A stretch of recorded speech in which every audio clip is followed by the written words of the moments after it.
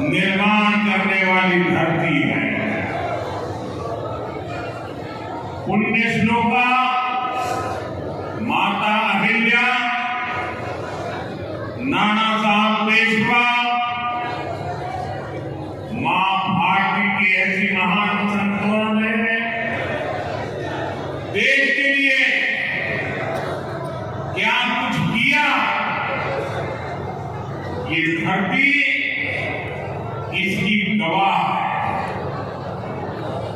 आज क्रांति गुरु लहू जी वस्ताद सालवे की जयंती, मैं उनको नमन करता हूं। मैं देख रहा हूं संभाजी नगर के लोग पूरे उत्साह से हमें आशीर्वाद देने आए।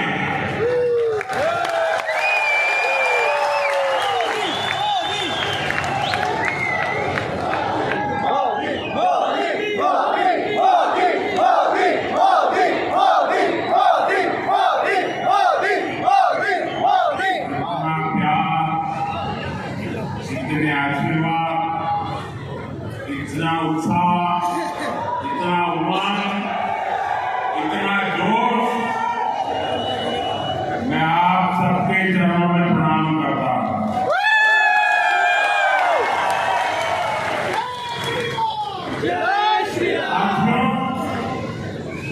महाराष्ट्र का ये चुनाव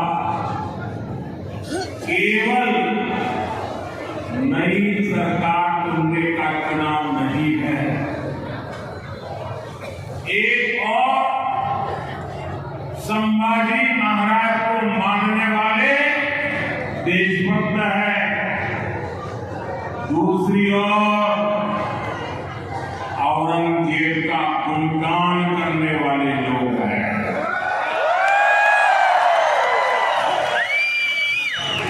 पूरा महाराष्ट्र जानता है छत्रपति संभाजी नगर को उसका ये नाम देने की मांग बाला साहब ठाकरे ने उठाई थी।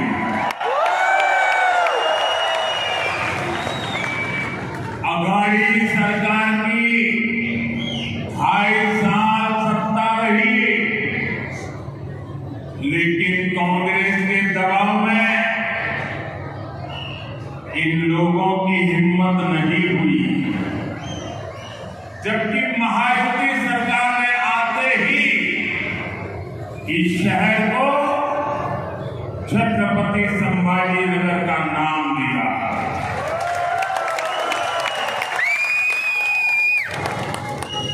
हमने आपकी इच्छा को पूरा किया,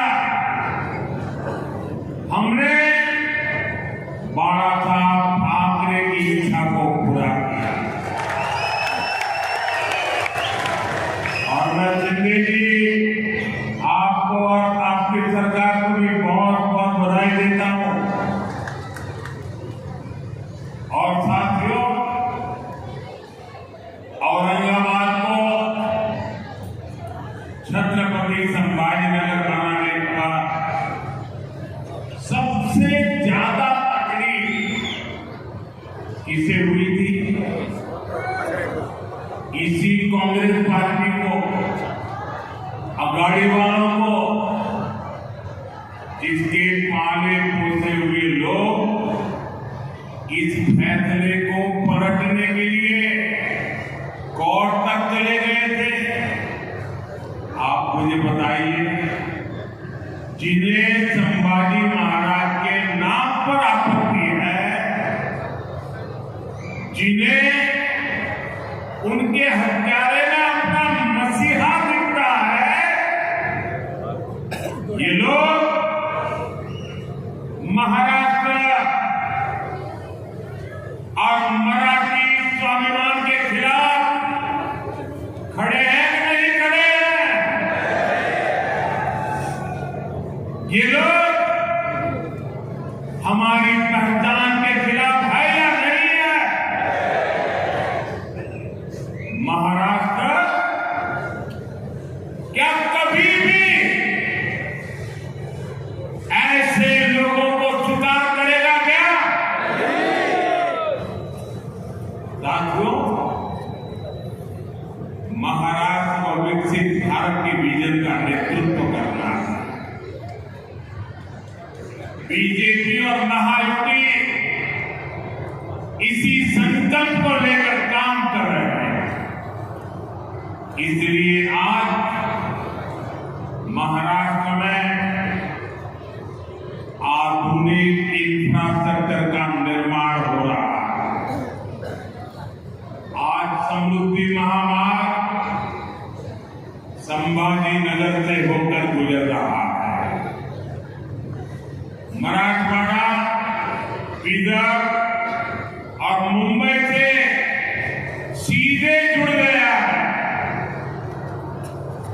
जळगांव, धुलिया, सोलापुर से हाईवे कनेक्टिविटी के प्रोजेक्ट पर भी तेजी से काम हो रहा है। इस पूरे क्षेत्र में रेलवे को आधुनिक बनाया जा रहा है। साथियों, महायुति सरकार बनने के बाद देश में सबसे ज्यादा निवेश, फॉरेन डायरेक्ट इन्वेस्टमेंट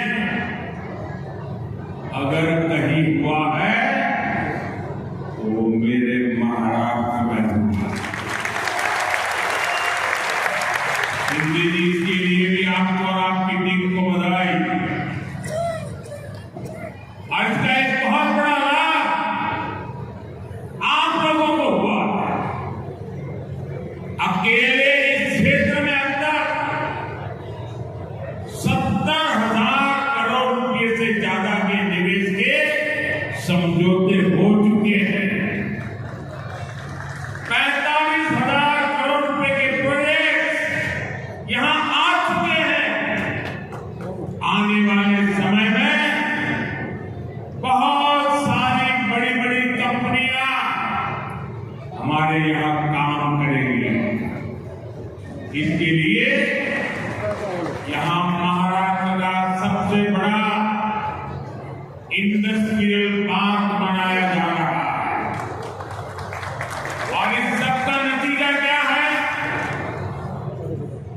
ज्यादा निवेश, ज्यादा कंपनियां, यानी संभाजी नगर और मराठवाड़ा के युवाओं को ज्यादा से ज्यादा अवसर, ज्यादा से ज्यादा रोजगार।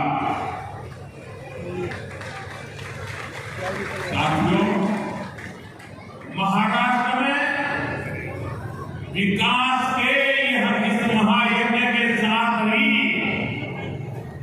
हमारी सरकार विरासत का अनुष्ठान भी कर रही है। भगवान विठ्ठल के भक्तों की सुविधा के लिए हमने पालकी महामार्ग का निर्माण करवाया। महाराष्ट्र और मराठवाड़ा के लोग दशकों से मराठी को अभिजात भाषा का दर्जा देने की मांग कर रहे थे। मराठा गौरव से जुड़ा एक काम भी बीजेपी ने ही पूरा किया है। साथियों, अगाड़ी वालों ने महाराष्ट्र की परेशानियों को बढ़ाने के अलावा कोई काम नहीं किया। मराठवाड़ा में लंबे समय से पानी का संकट रहा है, लेकिन कांग्रेस और अगाड़ी वाले हमेशा हाथ पर हाथ धरे बैठे रहे। हमारी सरकार ने पहली बार सूखे के खिलाफ ठोस प्रयास शुरू हुए। महायुति की सरकार ने वैतरणी और उल्लास सब बेसिन से पानी मराठवाड़ा तक पहुंचाने का फैसला लिया। जब देवेंद्र जी सीएम थे तो उन्होंने जलयुक्त शिवार योजना भी बनाई। जलयुक्त शिवार योजना से मराठवाड़ा में जल संकट सुधरना शुरू हुआ। लेकिन भाइयों बहनों, बीच में 2.5 साल के लिए इन अगाड़ी वालों की सरकार आ गई। इन्होंने इस योजना को भी बंद कर दिया था।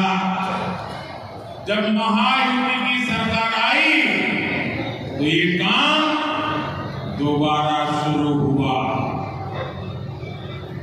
छत्रपति संभाजी नगर में पानी की सप्लाई के लिए महायुति सरकार ने 1600 करोड़ रुपए से भी ज्यादा दिए थे। इस पर भी अगाड़ी वालों ने ब्रेक लगा दिया था। अब जब उसे